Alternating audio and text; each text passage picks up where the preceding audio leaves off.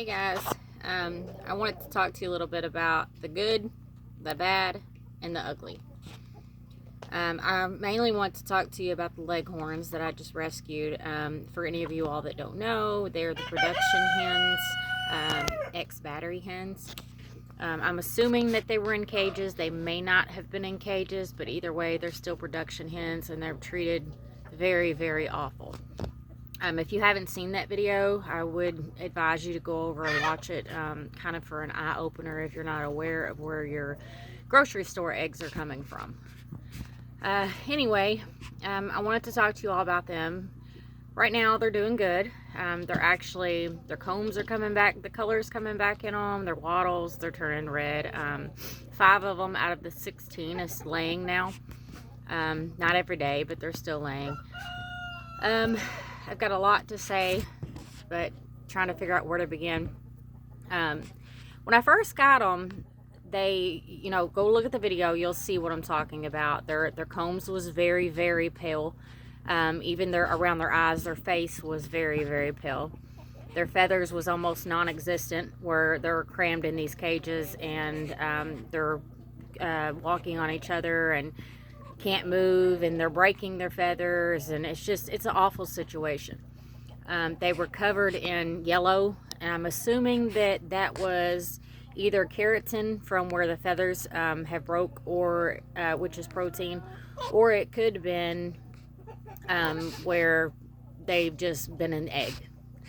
So I'm not really sure which it was. I believe that it was egg, but anyway, let me set my phone down here. So anyway, one was walking really low to the ground, almost kind of like with her head down, stretched out, and like walking really low. So her face was also really yellow. Upon looking that up, my automatic instinct was jaundice. So I thought that the jaundice, of course, that would be organ failure, kidney disease and such. So, but with everything, I started thinking Merrick's. With Merrick's, there is usually bright green poop, and I mean really bright. Wasn't there. But when I looked it up, it said that they can, the crawling, on the ground. I looked it up, and it automatically almost come to Merrick's. So, okay guys, sorry about that. I keep pausing it. It's always one thing after another. I'm sitting here in the coop, and I realized that the babies are eating, but I realized they were out of water, so they was all begging me for water. But anyway, so what I was saying is, upon research, that led me to Merrick's.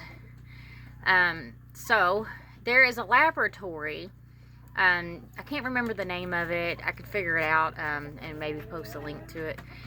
But anyway, it is to test stuff in your chickens and your flocks, avian influenza, which I don't advise you getting them tested for that. I have my reasons. But anyway, not everything is avian influenza. There's lots of backyard respiratory issues that that give the same symptoms, especially being MG, which is Mycoplasma gallic-septum, and it is, if I pronounce that right, but it's very, very prone in backyard flocks. It's why I always advise to keep medications on hand. They could save their lives. Anyway, back to what I was talking about. The Merrick's disease, there's lots of different, the lab. I sent off a test of the one that was doing that, and unfortunately, the ugly is, it come back positive. But when I was researching, it also says that production hens can be vaccinated for Merrick's. So I'm kind of wondering if they are vaccinated for Merrick's, because when I was researching, it says that a chicken that is vaccinated for Merrick's can throw a false positive. So a false positive, especially since they're not having any of the symptoms, the bright green poop, the oscular Merrick's. There's 3 different types of Merrick's. One is tumors. I believe it's tumors. Tumors or cyst. Crap. It's tumors. Anyway, it could be they grow inside on different things, and then there's also they can be outside. There's also neurological, and they're not having neither one of them symptoms. I thought that the one crawling was having a little bit of neurological because she would do this as she was walking, and also low to the ground. But after doing all these vitamins and stuff, she's not doing none of those things anymore. So, also she's not yellow. So, it's very weird. So I'm assuming the yellow was also from the vitamin deficiency. Because all I did was give them, I did worm them too. And also I took a fecal to the vet yesterday. Because I have another chicken that's not in this, in the Leghorn flock. But she's starting to be off, and I'm not really sure what's going on with her. She's acting normal, then she's not. Then she's acting normal, then she's not. And there's no other symptoms.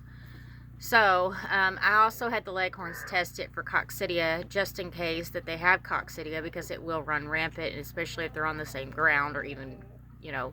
So, coccidia is transferred through the feces. They can peck at it, you know, and get it. They pick up an egg. And also, she's actually a house chicken, and when they're inside, she's constantly scratching in their bedding, and if they eat a bacteria egg or something, they could get the parasite. The parasite attaches to the intestines, and it causes a lot of issues.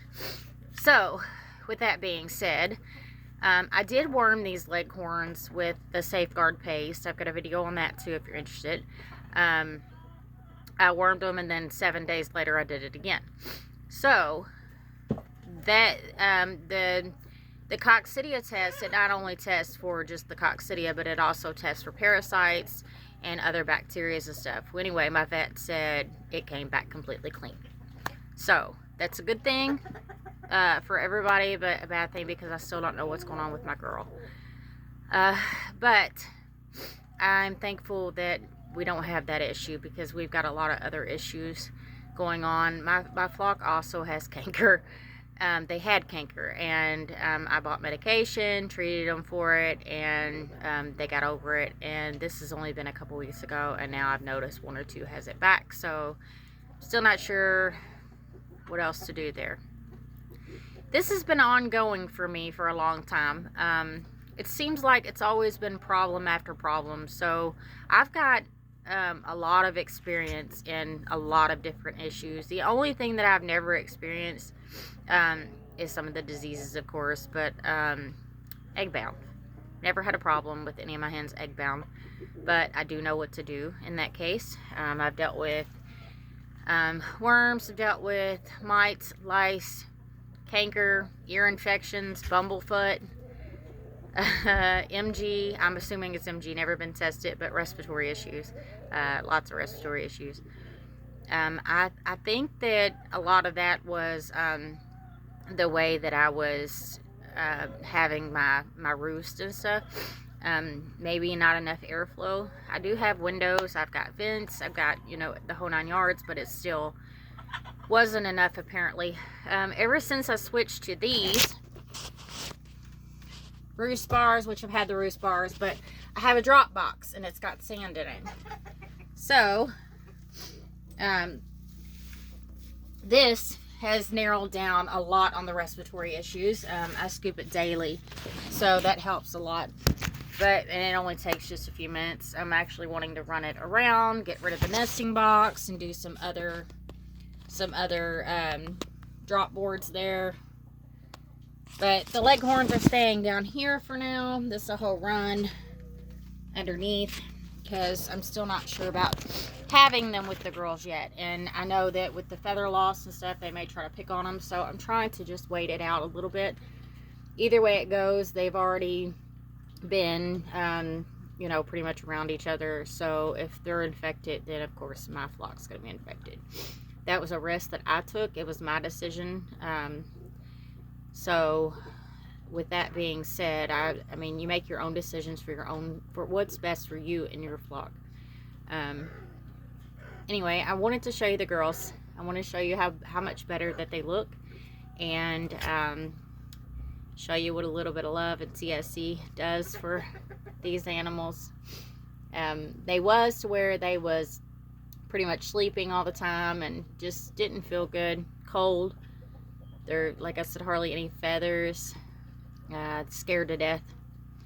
So now when I come in the pen, they're in another pen, but they see me and they get all excited jumping up against the fence. So let me just pause this for a second. I'll be right back. Alright guys, let me see if I can turn this around. I really haven't figured out still how to turn it around. Anyway, let me just move it. Say hi, babies. Say it.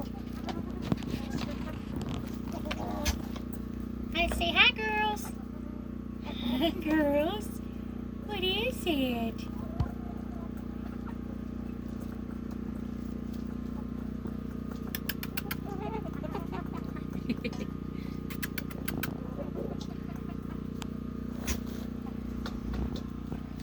You can see that their feathers are starting to come back, some of them quicker than the others. I can't wait till they completely come back and they're a lot cleaner. Say hi, baby. Say hi. So anyway, as you all can see, they're starting to look a lot better. I'm still a little scared of the Murex issue, but look, it's always something. It's always something. But I'm hoping it's just a false positive.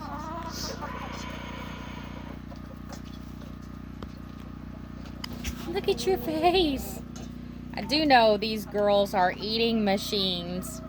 You are an eating machine. Did you eat all that food? Huh?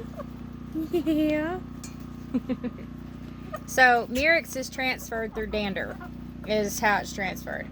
So their scales coming off of their skin. She's one down. There's scales that come off their skin that attaches to your clothes, stuff like that, and it's also in the air. They breathe it in. So that's also how your flock can get it. So guys, as always, thanks for watching. From our house to yours, blessings upon you and your animals.